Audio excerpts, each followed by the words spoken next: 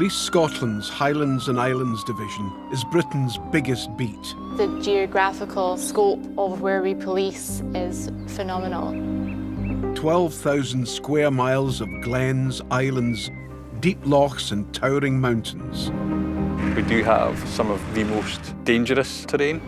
Where the hell is he? Where is he? Even if you were a very good swimmer, you're not coming out of there. Patrolling this vast, wild landscape. There is some vehicles out there, but I don't think they're going to be... And answering emergency calls in the wilderness. There's a dead body in the river. The Highland Cops go above and beyond to combat crime. Clearly quite a bit of blood. Suspicious death, same as you would get anywhere else. And keep people safe. Leave me alone! We will attend to everybody's worst day. We need to try and make sure you're okay. Here, traditional rural policing. I've had a report of a satellite tag golden eagle that's gone offline. It shouts out to me that it's being killed. Meet state-of-the-art crime fighting. Top floor, there's a lot of rocks, a lot of cars. This is a cocaine wipe, so it turns blue, and it is cocaine that. Yep. This series goes inside the UK's most unique police force. 1 minute you're dealing with an avalanche. Come on. And the next, you've got a lively lab. To find out what it takes to patrol the beat. It is a family. You are working with your brothers and sisters. And keep the peace. In some of the most beautiful and challenging places in Britain.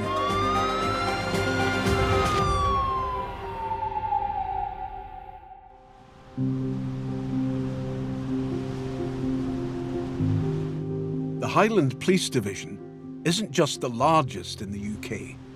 It's by far the most geographically challenging, taking in far-flung islands, battered by Atlantic storms, and huge mountain ranges, like the famous and forbidding Glencoe.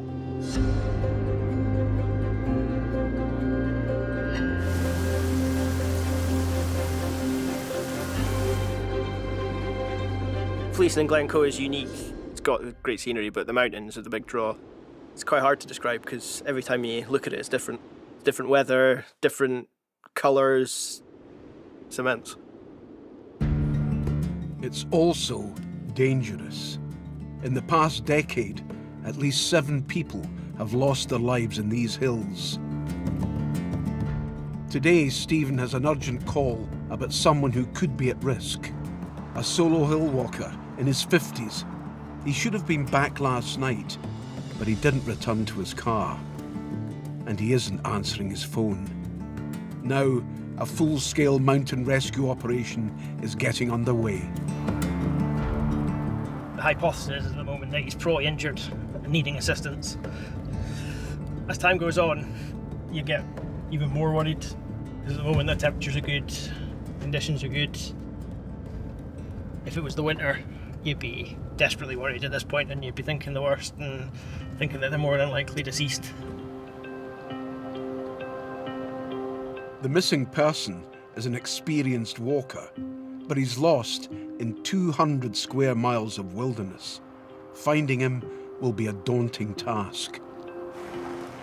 A team of mountain rescue volunteers is already out looking for him. Stephen is on his way to oversee the operation. My role would be to coordinate the mountain rescue teams, trying to get the information for them, to narrow down their search for them, to try and locate that missing person as fast as we possibly can. To focus the search, the team need to work out the walker's route. At the moment, they don't know where he was heading, but Stephen does have a promising lead. Text messages the missing man sent to his partner before he disappeared. So yesterday evening was the last message that we got, basically saying that he was at a point where the descent wasn't good. At water thing, we haven't identified what water thing is yet. Might go for it, battery not good, Glencoe is looking close. Immediately followed by a second message, I can see ski station, I should be able to walk to car. That's the last message we had, about 8 o'clock last night. That's positive in itself that he's been alive and well at that point enough to be able to text and say he can get back to his car. So it's looking good from that point of view, but the lack of contact since, yes, either his phone's run out of battery or he's come to some harm that he can't use his phone. Based on the messages, The search is focusing on areas with a view of the ski centre, but with every passing hour, concern for the walker is mounting. A Coast Guard helicopter has now arrived to assist the teams on the ground. Rescue 199, Glencoe Brian. We have people in Fen Glen beyond now searching all that side of the west side of Crease now. Yeah. Okay, we've got 2 urban MR who could possibly do with a lift from our location, and it would be good to drop them off on the side of Crease. The helicopter is ferrying ground search teams high into the hills and visually scanning the landscape. Now, they think they've spotted something. We're just going to go and investigate now. Rescue 199, Glencoe Brian, that's all received. Bated breath. It's crossed. We're not sure what it is that the team have seen because the radio comms aren't very good, so we can't actually get direct contact with the team that have seen it. Go ahead.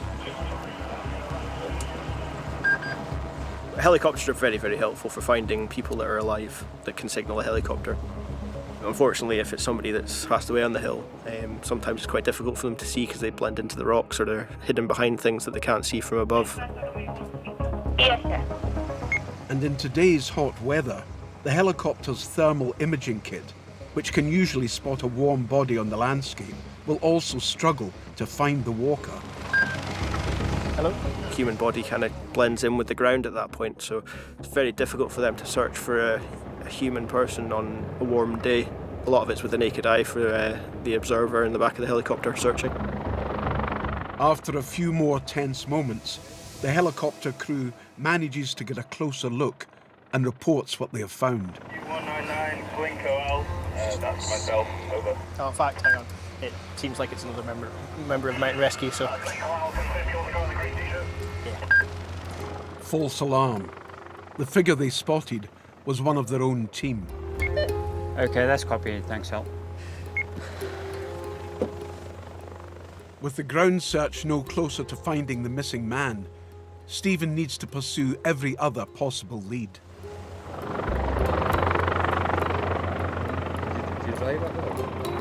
The missing person's car is parked in the car park for the ski centre. He's still not returned to it, unfortunately. So now the plan is to go down to the car and get it uplifted so that it can be searched properly. When the recovery agent arrives, we'll get them to break into it for us. Have a quick search in the car park just in case there's anything that might help the search.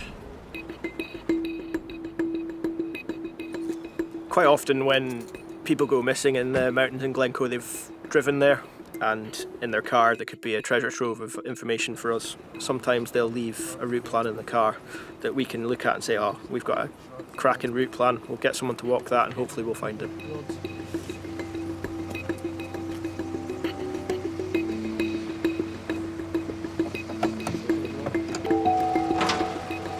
Well played, that man.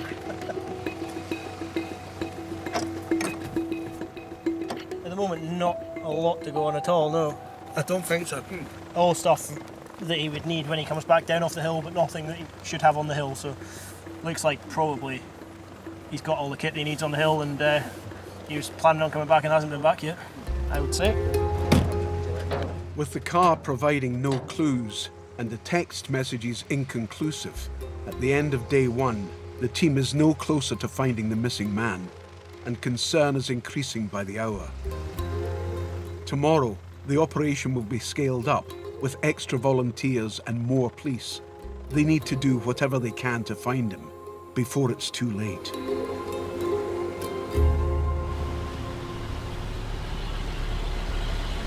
"100 miles northwest of Glencoe lie the Outer Hebrides, a 130-mile-long group of islands with a population of around 26,000 and its own team of detectives.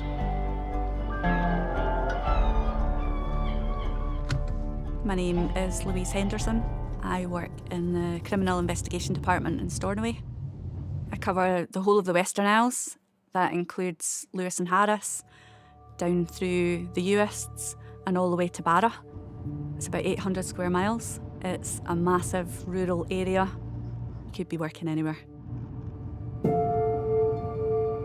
In this huge beat, investigating serious crimes can be a real challenge. Today, Louise has been called to a possible attempted murder. She needs to examine the crime scene, but it's on South Uist, 80 miles and 1 ferry away from base. The pressure's on. We have to get it as quick as we can, because if we don't, then scenes can become contaminated, or we could lose evidence, or if it's something where we're looking to get DNA samples and things, they're not going to last forever. So the sooner we can get there, the sooner we can get what we need for the inquiry. Hiya, we're Henderson, we're with them too. With them as well? What the hell's going on? I know. CID is different here just because of the vast area that we cover. So we don't have anybody else that we can rely on. There's no other units to come.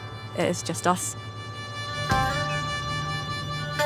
The victim was found alone in his house yesterday.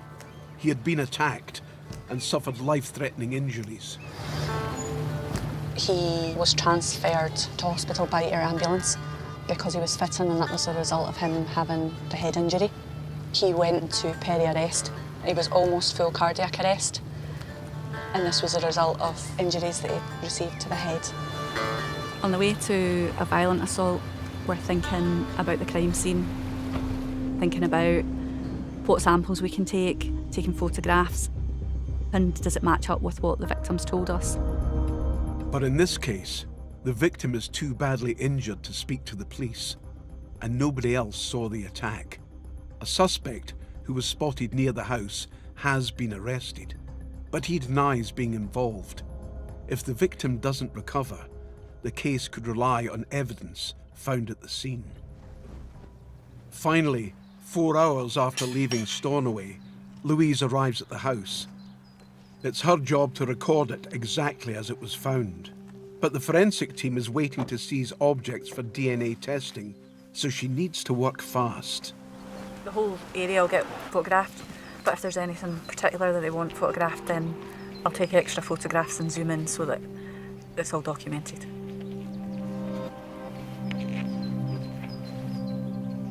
Clearly quite a bit of blood. Louise's colleague, Ian Morrison, has already done an initial walkthrough.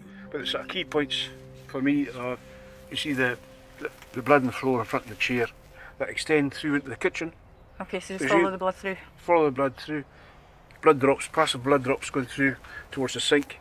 And in the sink there's a green top, and that's contaminated with blood as well. Right, okay. If you can capture all that first, we'll leave you to do that before we start recovering any items.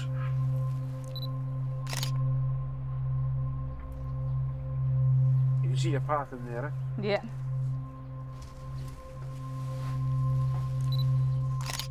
When you walk into a scene, you do get a good idea of what's happened from where the main incident's taken place. There usually will be droplets of blood or things disturbed, moved over, things left that shouldn't be there. You can see from the main area to maybe where somebody's left the locus, if there's a trail of anything that follows them out the door, so we can start to put picture together. Later on, when we look back through the photos, we're able to explain what everything is and where it was when we seen it. And it's only once that's completed that we would start taking swabs, samples of bed staining, blood that we find. With the scene photographed, the team can start gathering the evidence. The question is, if the victim doesn't wake up and the suspect denies the assault, will anything they find reveal what really happened?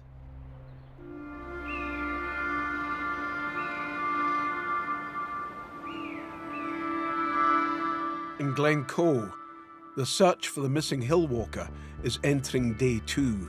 It's 36 hours since he last texted his partner.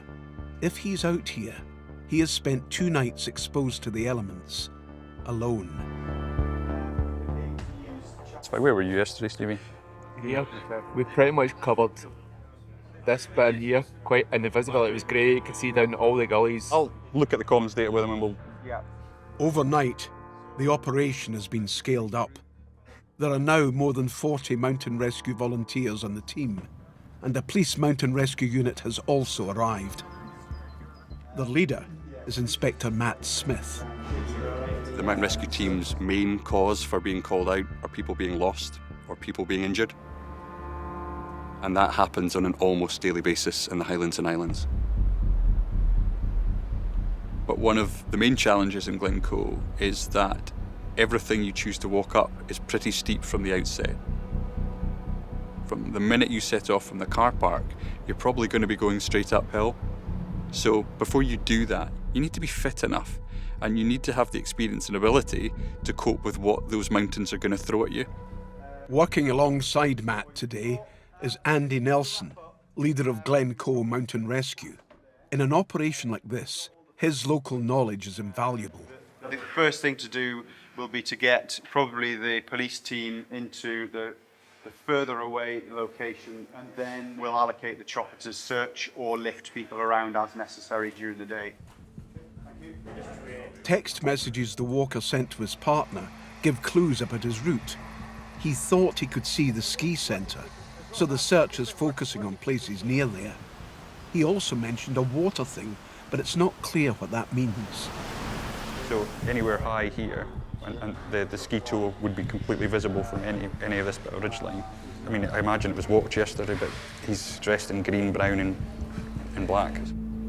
Wearing those colours in this vast landscape, the walker will be hard to spot, and the clock is ticking. As a search coordinator, you're under an awful lot of pressure. There's somebody out there on the mountains having the worst day of their life, or potentially already passed away. If that's the case, you've got a family at home, and often mountain rescue teams are the last hope for families. If they're missing in the mountains, there's nobody else that's going to find them.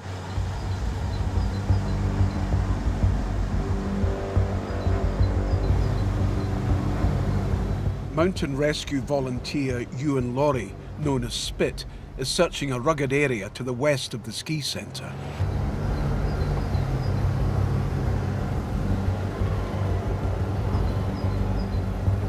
I'm just looking for something that just stands out slightly different or doesn't look quite right. So it's not necessarily a full person you're looking for, it's just like something sticking up from below, behind a tussock or something. And bolstering his binoculars is a more high-tech piece of kit.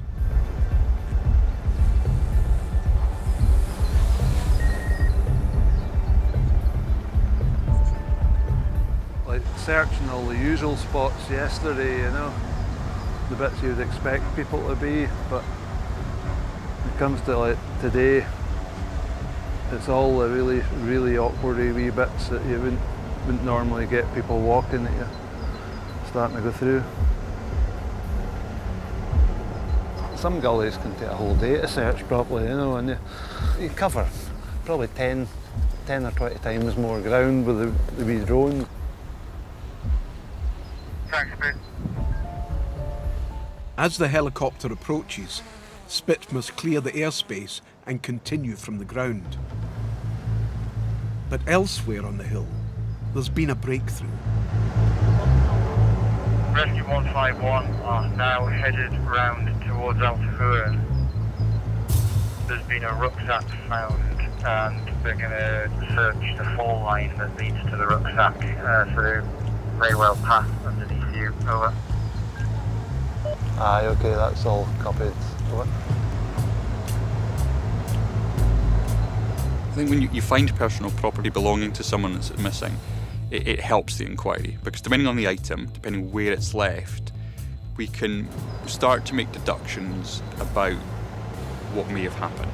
So if a walker goes missing and you find their rucksack, it's a massive thing for us, because the rucksack tends to be the one thing that the person's carrying that has all their personal possessions. A person could have taken their rucksack off for any number of reasons, so whilst it helps redirect or focus search, it doesn't necessarily mean that there's bad news at the end of that. It's not yet known if the rucksack is the missing walker's. This could be a crucial new lead, but the spot where it was found doesn't seem to match the route described in his texts. So it turns out to be him. He's come down the wrong side of the hill. But there is actually harvesters working down there just now in the forestry with a lot of bright lights at night, and you could quite easily mistake that for the ski centre. But it is a 180-degree probably compass error.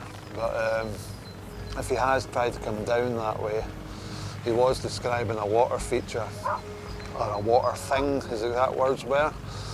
And that would maybe tie in because a new hydro scheme in the Altahorn burn. So it could all be painting the right picture for turning out to be him.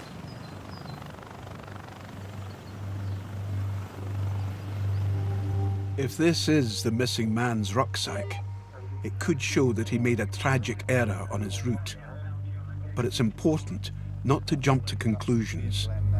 That triangle starts that all. It can become very easy to make an assumption that item belongs to the person you're looking for and lose focus in the search or change search activity too quickly when actually you haven't identified that the item belongs to them.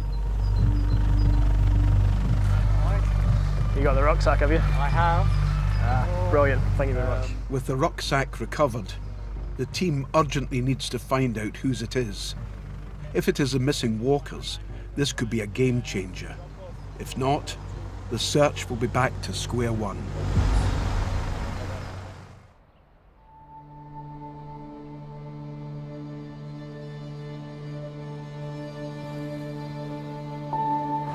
It looks as though there's been two people drinking in the living room.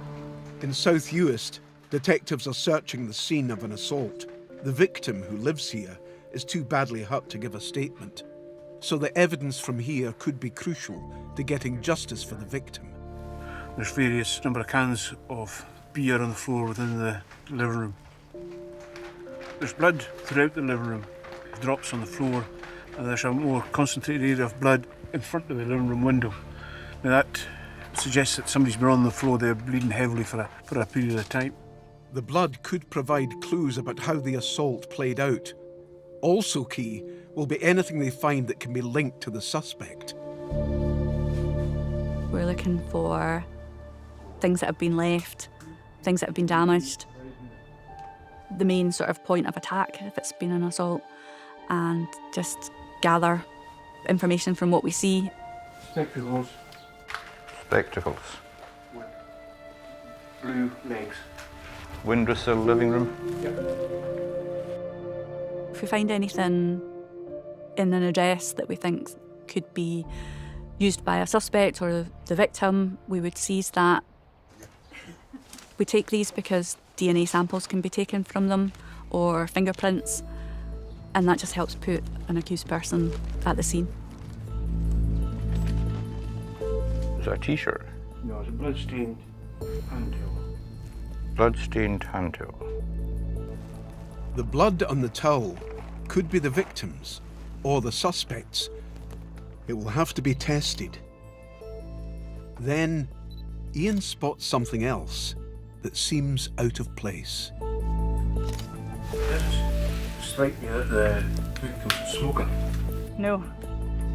Ceiling's white with no ash. The ceiling's very white. That cigarette end there. There's another one there too. With no sign the victim is a smoker, it's possible these cigarette ends were left by the suspect.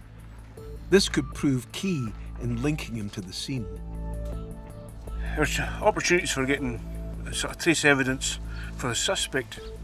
Cigarette ends that we've recovered from the floor, good source of DNA potentially, so we might be able to do forensic work on that. We think that the bulk of the blood that's in there belongs to the victim. We'll take swabs of various key points that I've identified in the room. It's a slow process. After several hours carefully gathering everything that could be significant, the team can make the journey back to Stornoway.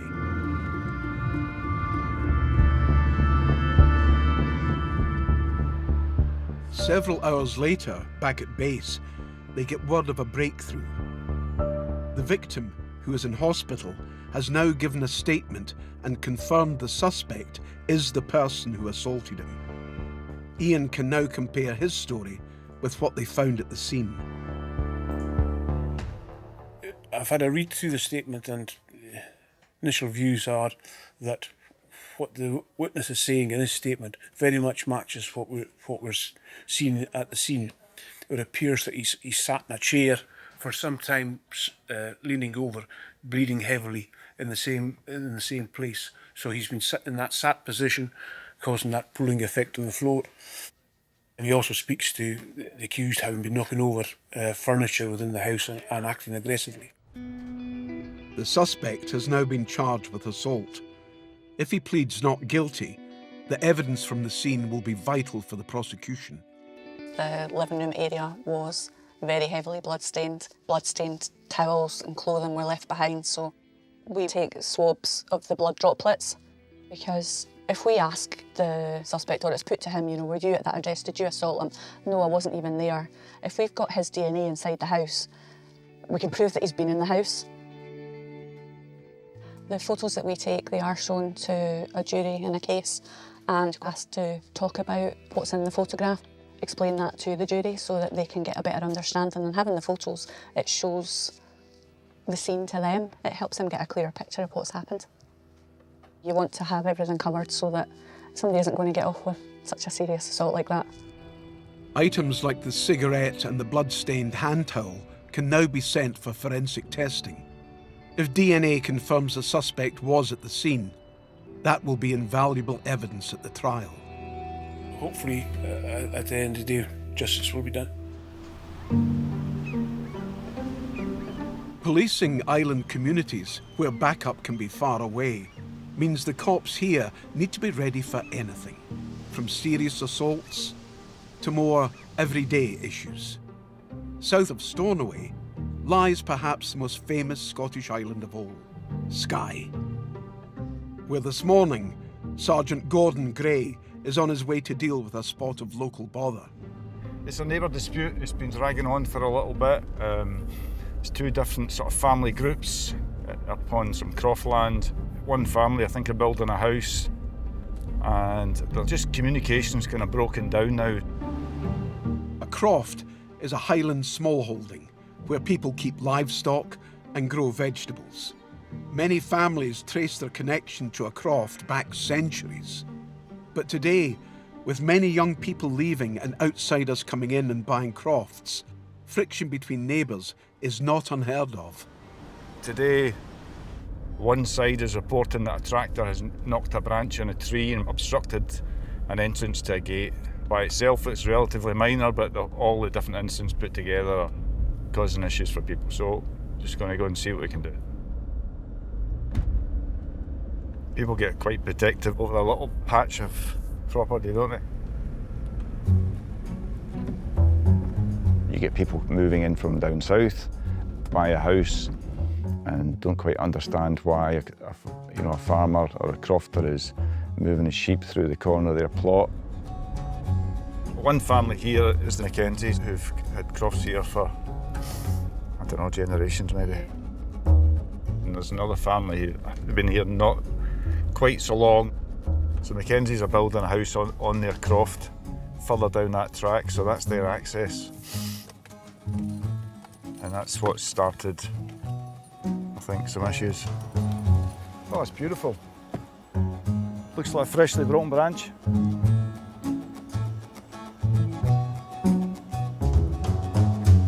I know there's been issues with the Mackenzies and yourselves, a number of things that have gone on. Yeah. So, but today you phoned up about some access and a broken branch or something. Exactly. It was Rodney Mackenzie in his tractor with his low loader, and the van was on the side of the road.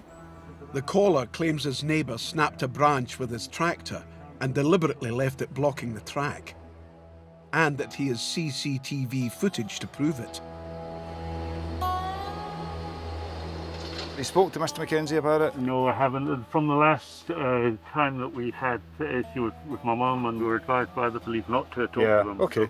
We'll have a word with him. Thank you all kindly. right. I appreciate it. Okay, all right. Thanks very much. it seems to be relatively minor, so we'll just go and speak to Mr Mackenzie and hopefully smooth things over, you know.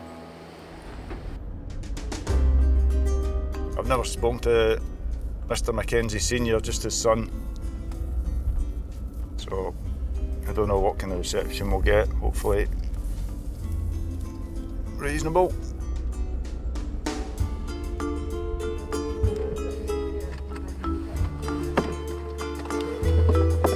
Is it Roddy? How you doing? It's just a chap down at the croft has phoned us today to say that you might have knocked a branch with the forks and the tractor across the track. He's got a bloody cheek, he has. Aye. Yeah, he's been dumping this rubbish on our property. Uh-huh. And this morning in his van parked right in the lay-by and it was locked there. Uh-huh. And I had to hoot to get him out of the house to shift. Aye, he said that, and he said he moved it. I moved it, yes, Aye. yeah. Aye. But it shouldn't be there. They've got no right to the place. Right. What was I supposed to have done with that branch? I think the forks have maybe hit a branch as you've driven the tractor onto the croft and broke a branch off and blocked the track for, you know. That's a load of bull. Well, yes, up. Aye. And? Well, there was a broken branch at the side, and there's a wee camera, and it shows you driving the tractor in. It looks like you've just skiffed the trees, and you've maybe knocked the branch off. I wasn't aware of it. Right. Okay. It's just one of these things, you know, and it's added on to it the other problems and tensions. It becomes a big thing to them in the same way. The last time I spoke to her, she was in my face with her finger in my face. Uh-huh. I don't like confrontation, No. especially with women. Aye. Sorry, but Listen, who does? You can never win. Right. Okay. We'll leave you to it. All right. Take it easy. Okay. Mr Mackenzie is a nice old chap. You can tell by his attitude this kind of dispute is got his dander up, and there's a number of issues going on. But as far as the branch is concerned, it's really minor. He's not been aware of it, and that's kind of the end of that. When you go to a dispute, I think you learn in the police not to jump in and take sides. You have to listen to all parties. Quite often the truth is in the middle somewhere, so you've just got to pick your way through some of the emotion and find out what's actually going on. And a lot of the time they just need a bit of a notional cuddle, or led by the hand or held by the hand and helped through this moment of upset that they're going through. You know, you just got to give them a chance to get things off their chest.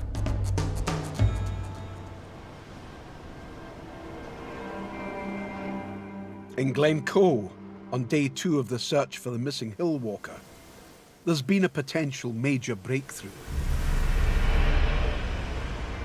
One of the groups out searching has found a rucksack. Now that sounds a really positive thing, but you wouldn't believe actually the amount of rucksacks that do get left in mountains across Scotland. We get reports of that all the time. There's nothing identifiably in it that specifically states it is his, but it's a good starting point. The rucksack was found at the bottom of a steep gully. The team needs to know whether it belongs to the walker to help narrow the search. With the weather closing in, Acting Sergeant Stephen Cooper calls the walker's partner. Just to give you an update at the moment. So the teams are still out searching. They're spreading the search far and wide now. Just looking to drill down a bit more into what he was carrying. He said he had a rucksack, is that right? What kind of rucksack would it have been? Do you know, make? That's okay. Unable to ID the rucksack, the man's partner suggests Stephen calls a hill-walking friend who might be able to help. Yeah, that would be handy. The families are always at the forefront of your mind, and when a search has already gone into 2nd or 3rd day, I can't really imagine what they go through. It's Stephen Cooper from the police at Glencoe. Hi, would you have any idea what kind of rucksack or anything it would be that you would usually use? A large Osprey rucksack. Would he have a mat for sitting on? Does he usually take something like that with him? Yeah, he should have a Okay. basket, And is it a folding one, is it? Yeah, 4 and 3, I believe. Do you have any pictures of him on the hill at all? Yeah, there's quite a lot, yeah. Okay. It'd be helpful to see some of them at some point.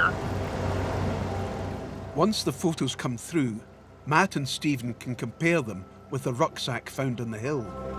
Feel free to hold it yourself. So the first one is the rucksack, and very clearly it's just got a Talon 44 with that distinctive marking down the side.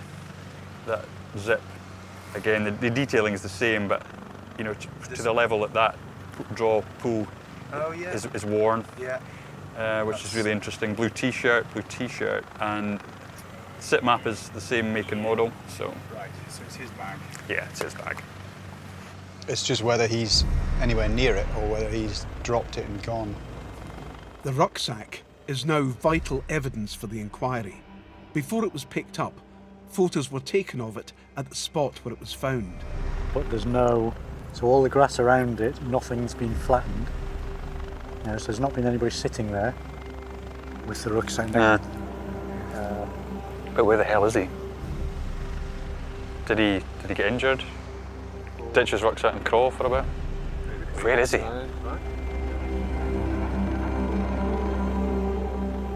We need to divert search resources, as many as we can, into that area now. The difficulty for us is that the rucksack belonging to him being that area doesn't mean he's there now. It could have fallen off a crag when he'd stopped for any reason, and he could have moved somewhere else. But it's good information for us. It's as good as we've got, and it allows us to refocus search. But there's still no sign of the walker near where the rucksack was found. The hope that it might lead the team to him is fading fast, and soon the search will be called off till tomorrow.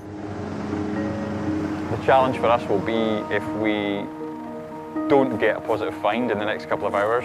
The family are now aware that we've found an item that we believe to belong to him. It's not a nice feeling as search managers knowing that potentially we're close, but we've just not got a result. With darkness falling, there's no choice but to bring the teams in off the hill. This is Annika Mark, calling Matt. Yeah, Mark, it's Matt. I'm at Glencoe. Control, go ahead. Yes, Matt, just to let you know, we've covered that certain area. Our intention, if this is okay, is to return by the ski centre. I think just wrap it up there. Yes, Mark. If you can safely make your way off the hill that way, that would be fine. Despite the find of the rucksack, they are no closer to finding the missing man. Tomorrow, the search may need to be scaled back. The weather is getting worse. The helicopter has been recalled to base, and the walker is still missing in the mountains. No search is ever over, but you must get to a stage where you inform the family there's probably very little else you can do. It's very difficult to have that conversation and say, the volunteers have got to go back to work. You know, they've maybe been searching for day after day after day. You have the personal pride as well as a mountain rescuer that you want to bring that person home. And there's that element of maybe self-doubt. You've not searched an area you should have, that you've maybe missed the person. And yeah, they're just not easy discussions to have. –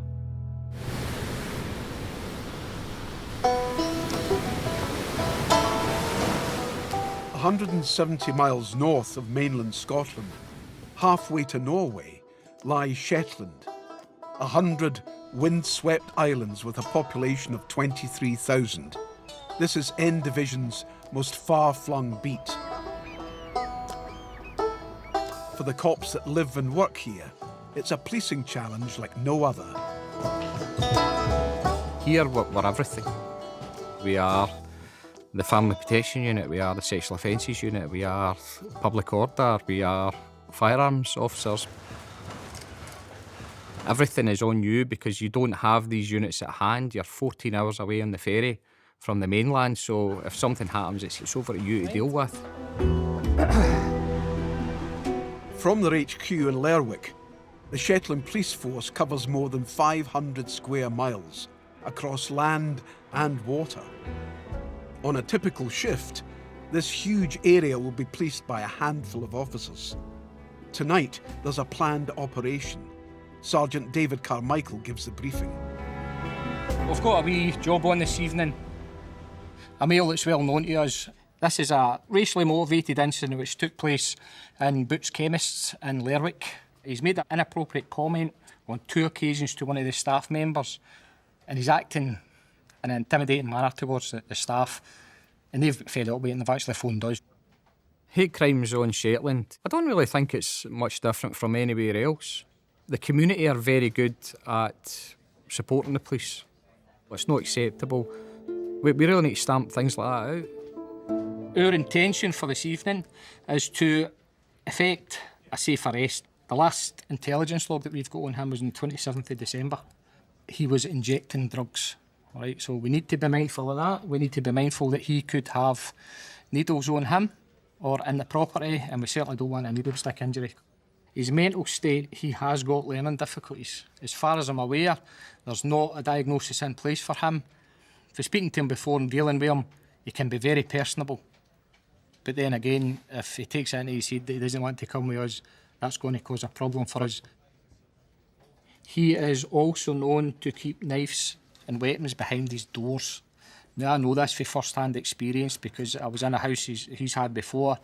He invited us in, no problem at all, and there was a knife and a golf club sitting just behind the door. That's why we're looking to get him out the door, Jason.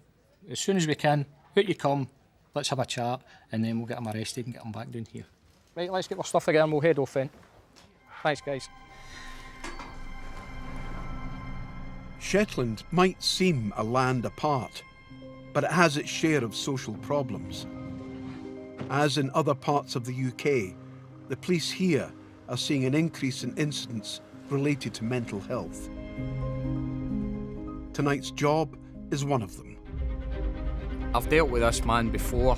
He's got a history of drug taking and alcohol abuse. He can be very unpredictable because of his mental health. If you're en route to him, that's going through your head, you're having to think to yourself, well, I need to keep myself safe, I need to keep the troops safe, and I also need to keep him safe. I don't foresee any issues with him, but you just never know. Knowing the suspect's history, the police are taking no chances. 4 officers in 2 vehicles are deployed to the suspect's house.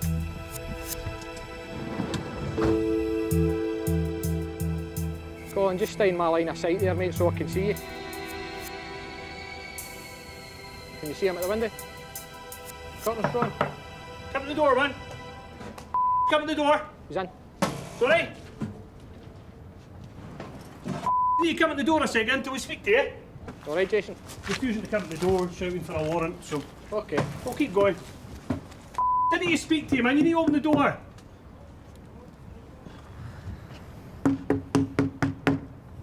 We're not going anywhere. Come on. Is he coming?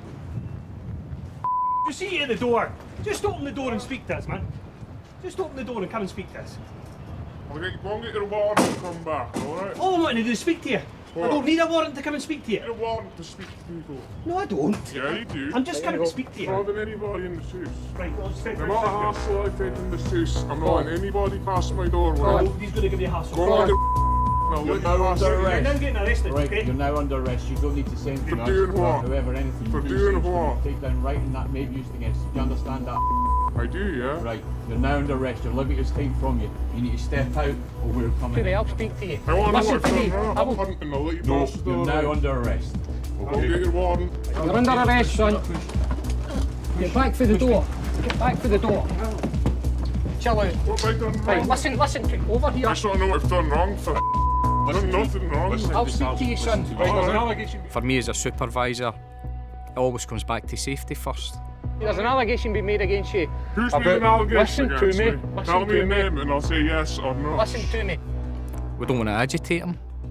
We've got to take you down to the office and we want to make sure that the environment's as safe as it possibly can be.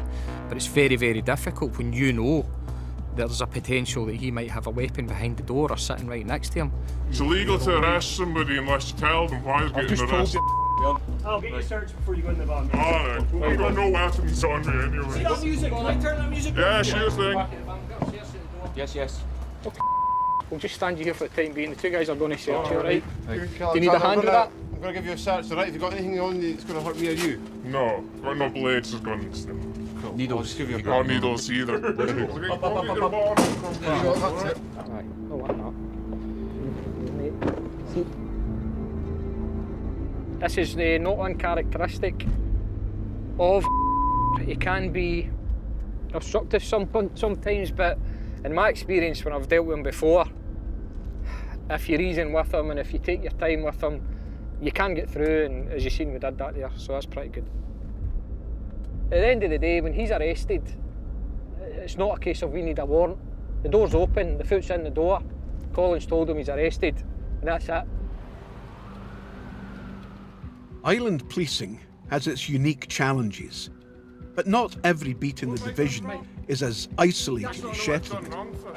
At its heart is the Highlands capital, Inverness, where urban policing is the name of the game, and where tonight new recruit Mo Sawar is beginning his shift.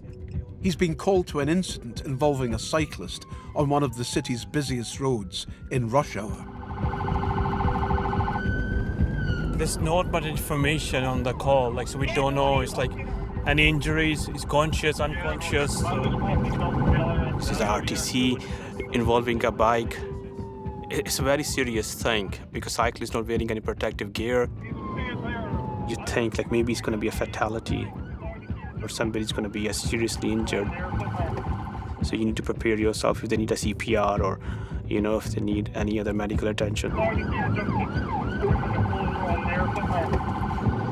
The best case scenario is hopefully he's not going to be injured or she's not going to be injured.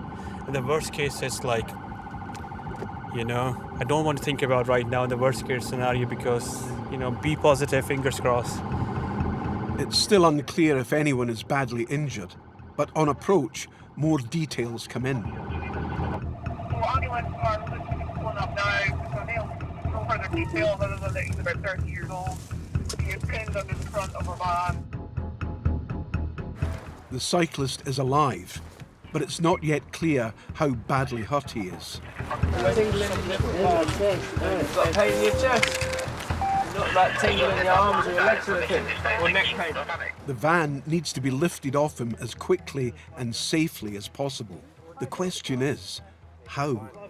If somebody's under the car, you know, we can't take this person out because we don't know what kind of physical injuries these people have. So that's why we need to involve the ambulance crews, we need to involve the fire brigade because they have the proper tools. Try not to move, okay? You're just under a van. You come off your bike. Fire service are coming here. You got any cones in your van, Lacey, so I can shut the road to that side? Hey, buddy. Hey, buddy, can you hear us? The cyclist could have serious injuries, but the paramedics need to wait for the fire brigade to arrive with specialist lifting equipment. Until then, there's little they can do for the patient except monitor him and try to reassure him. Sorry,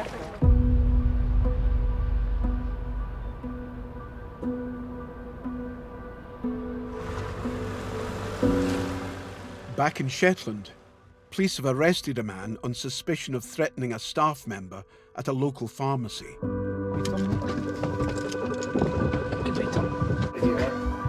It's no idea. Just take your time, okay? No, absolutely, there's no rush because I certainly don't want you hurting yourself. Yeah. Right, big step down. Good man, there we go. He's known to have learning difficulties, so certain procedures need to be followed while he's in custody. Anything else happens, the cuffs go straight back on. Do you understand that? Yeah, got it. I'll keep calm. Okay, I'm going to take this one off first. Yeah. This man does have a learning difficulty. However, it doesn't take away from the fact he's committed an offence. He is offered support when he comes in here, and it's usually in the guise of an appropriate adult. An appropriate adult is someone outside the police, often a community volunteer, who supports people with learning difficulties when they are arrested. So they would be there with the job of making sure the man understood what was happening with him. But in a remote community like Shetland, Finding someone to fill this role at short notice can be tricky. We couldn't get one. So we need to then look at other options. I quite like the sounds like. I'm not going to be long doing your pot noodle, but if you need anything else, the buzzer's there. Right. Okay. In the end, the suspect's lawyer is reached by phone. He agrees that his client can be charged and that he will check with him tomorrow to make sure he understood everything that happened. So you're going home right now. You're not staying in here till Monday. You understand that? Yeah, that's clear to me. Yeah, just... I can't travel down the street, basically. You can go down the street, but you just stay away on the left side of the But you can't go anywhere near boots. And don't be looking in there. Just be nice to people in general. Yeah. With this confirmed, the suspect is released on bail. On condition, if he goes near the complainer again, he will be immediately arrested.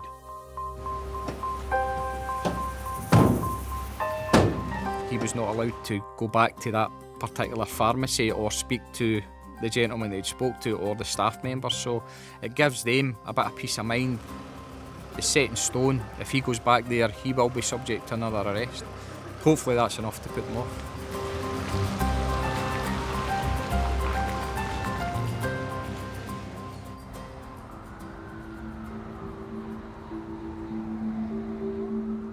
Back in Inverness, an injured cyclist is trapped under a van. Take a nice deep breath for me. The fire brigade has arrived to try and free him. His head is trapped there, so we need to get the airbag in and lift the front of the van up. Getting the man out safely needs equipment only carried by the fire service. Try to get the front of the van up. He was conscious and he was talking back to us, which was a positive sign. His responses was he don't have any kind of pain, but at the same time, it was going through our mind, maybe he has some kind of internal injuries. When you have RTC and wounds are fresh, internal, you don't feel much pain because your body are in a shock. So we're trying to get the front of the van up. Using an inflatable airbag, the rescue team aims to raise the van enough to free the cyclist. Keep going. Keep going. That's it, starting to lift away from the casualty.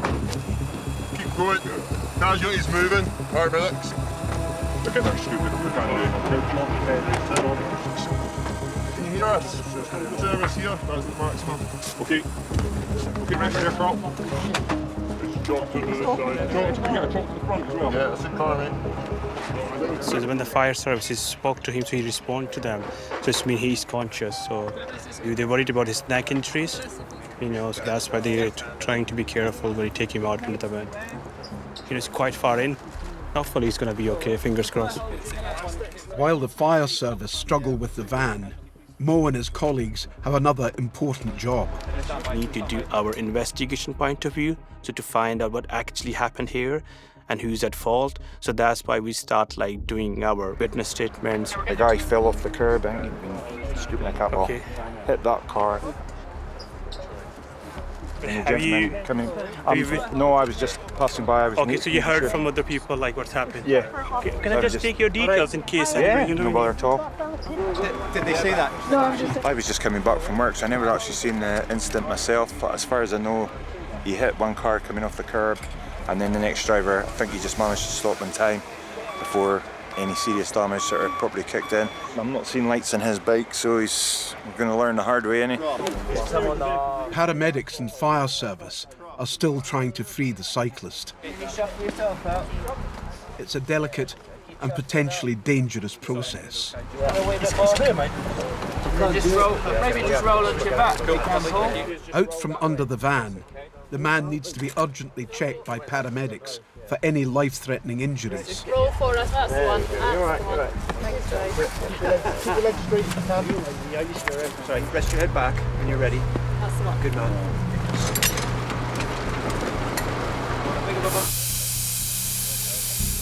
I don't know if I can go home tonight or not. Well, why don't He's about to be the church of that. we think you should come to Get hospital? checked out. Because if you've got a head injury and you've been drinking, then it's harder for you to stop bleeding.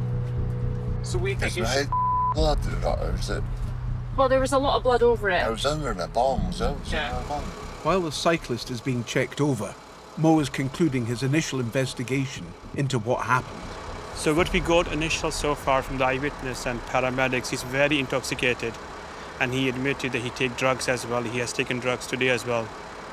And according to eyewitness, he just fall down on the road, and the van saw him, they press the brake. The time they pressed the brakes, he was already under the van. And it doesn't seem like he got any serious injuries. He just has scratches on his forehead, but obviously they're gonna assess him in hospital to see if he got anything internal or not. So. While Mo has been speaking to witnesses, his colleague has breathalyzed the van driver. The result was negative. Now, his side of the story needs to be noted. See him on the bike? No. Just black, there's no lights on the bike, there was nothing, it's just a black car. There was also the black blob over the car, and I saw it, and there was put brakes on. And you saw it on the white car, and then dark clothing. Yeah, it's all black. Hit against the car in front. Yeah. And then onto the ground, and then... Onto the ground, and then I tried to swerve, and I caught under the van. It's clearly not your fault. He's clearly been wobbling and has had a drink, and he's crashed into a car, and you've reacted as soon as you have. Unfortunately you've hit him a wee bit, but it could be a lot worse. You've not gone over him. He's not seriously hurt or dead or anything. So. Everything's alright. That's the main thing. I'm off. No, totally. This seems like anything serious. Like we don't know exactly, obviously. We don't know, but yeah. He's a lucky boy, to be honest. He is a Very lucky boy. Oh, he's not going to be able to drive for this. It's going to have to either come off.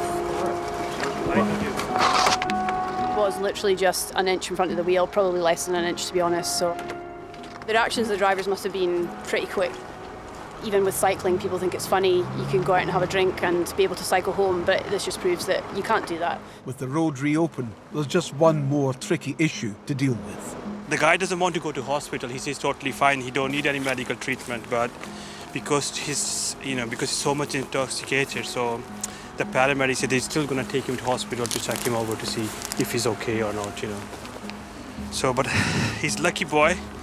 Like they say, nothing seems like serious, because we got scared when we got the call, somebody's under the bus, You always bad thoughts come in your mind, but he's very, very lucky.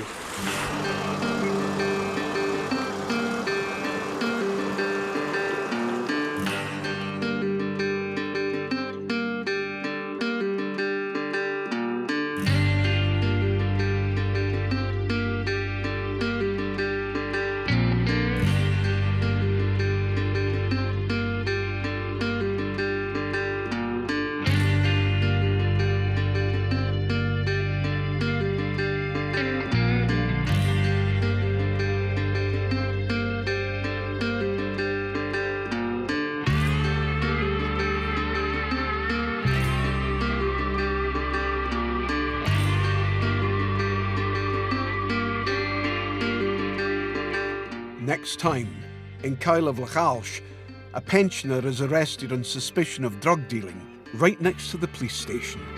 It is a bit cocky. Oh, quite a fair amount in there. A mysterious skeleton is spotted at the bottom of a harbour in Skye. I don't like that. That is a skull. And in Inverness, police launch a major search for a high-risk missing man. Oh, I know him. Have you seen him recently?